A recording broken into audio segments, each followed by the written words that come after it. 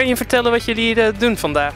Dat kan. Wat we hier doen, dat is laten zien aan akkerbouwers, maar ook niet-akkerbouwers natuurlijk, wat GPS betekent voor de landbouw. We zijn hier aanwezig met New-Holland tractoren en met werktuigen die door GPS worden aangestuurd. En het mooie is van GPS, dat is dat er met een nauwkeurigheid of een afwijking, moet ik zeggen, van maximaal 2 centimeter, dat zowel ploeg als werktuig automatisch sturen.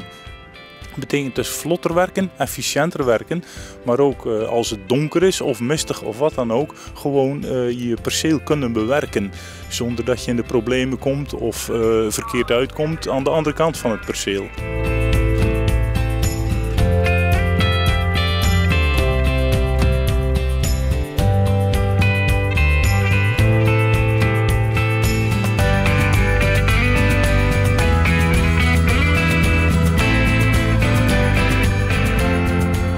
Jullie hebben vandaag ook gefilmd met een drone. Kan je daar iets meer over vertellen? Nou, dit is onze drone. Het is een DJI Vision 2. Wij hebben daar een GoPro camera onder zitten. Met die GoPro kunnen we hele mooie beelden maken. We hebben er net hier zo'n beetje op 250 meter erboven gevlogen een mooie overzichtsfoto gemaakt.